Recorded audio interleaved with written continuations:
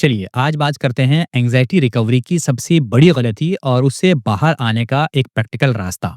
बिना किसी मोटिवेशन के, बिना किसी डर के इस वीडियो को लास्ट तक ज़रूर देखिएगा ताकि आपको काफ़ी कुछ सीखने को मिले। सबसे पहले बात करते हैं कि अगर आप एंग्ज़ायटी से रिकवर होना चाहते हैं और आपको फिर भी ये लगता है कि यार मैंने सब कुछ ट्राई कर लिया है, फिर भी एंग्ज़ायटी मेरी जा नहीं रही है। तो हो सकता है कि शायद आप ना एक बहुत कॉमन गलती कर रहे हैं और मैक्सिमम लोग ये गलती करते हैं। मैंने भी ये गलती करी है जब मैं एंग्ज़ायटी में था, मैं एंग्ज़ायटी से रिकवर हुआ, मैं कई बार बता चुका हूँ। तो एंग्ज़ायटी से रिकवर होने के लिए कुछ बातों का ध्यान रखना बहुत ज़रूरी है, तो आज वो सारी बातें आप सही से समझ लीजिए।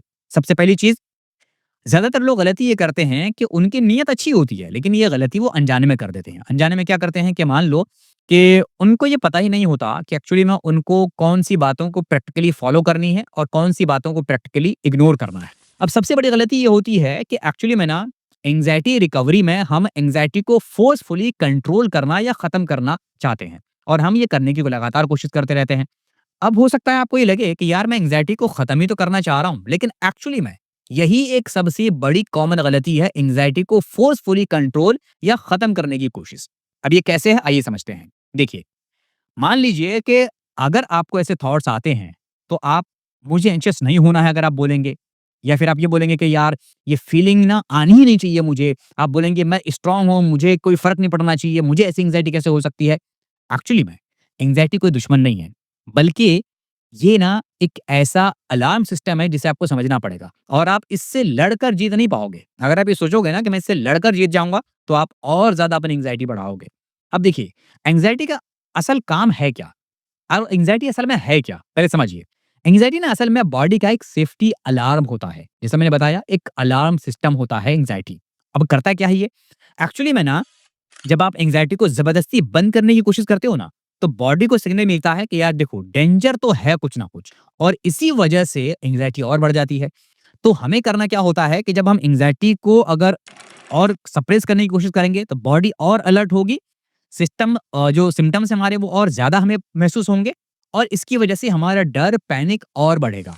अब इसका एक सिंपल एग्ज़ाम्पल लीजिए। मान लो कोई लाल बटन अगर आपको बोला जाए कि मत दबाओ, तो दिमाग हर बार क्या कहेगा? नहीं, उसी को दबाओ, उसी को दबाओ और हर बार आपका दिमाग ना उसी को दबाने के लिए भागता रहेगा।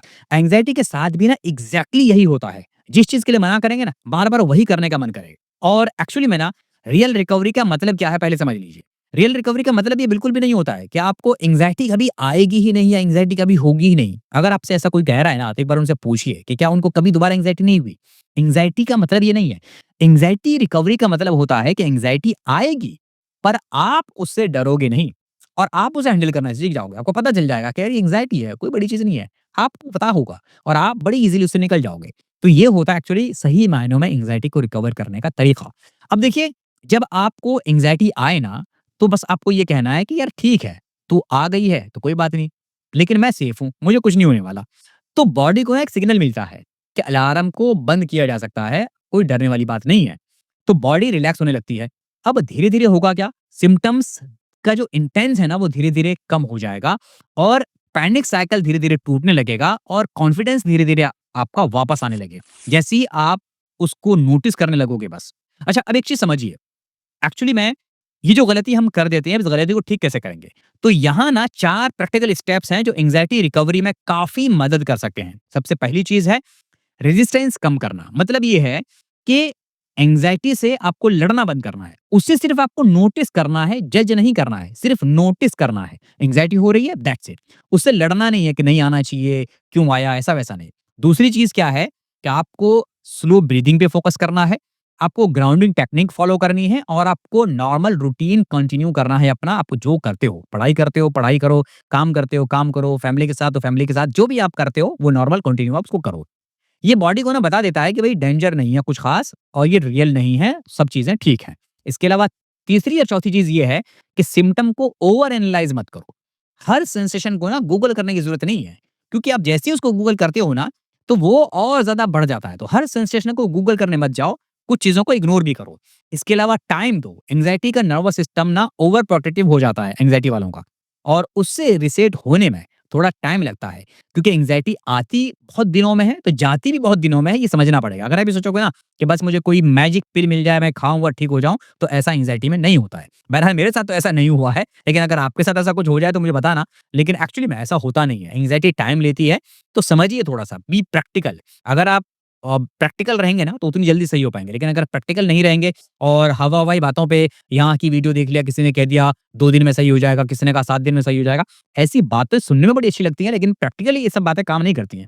प्रैक्टिकली जो चीज़ें हैं, उस पर फ़ोकस कीजिए, तो आप जल्दी सही हो पाएँगे। अब एक चीज़ समझिए, एंग्ज़ायटी रिकवरी ना लीनियर नहीं होगी कि आपको एंग्ज़ायटी रिकवरी हो रही है, तो बस रिकवरी होती चली जाएगी। कई बार क्या होगा ना कि बहुत अच्छा लगेगा, कभी ऐसा लगेगा कि यार, जो कुछ भी मैंने किया, सब बेकार है, कुछ भी नहीं, वापस से फिर मैं वहीं आ गया।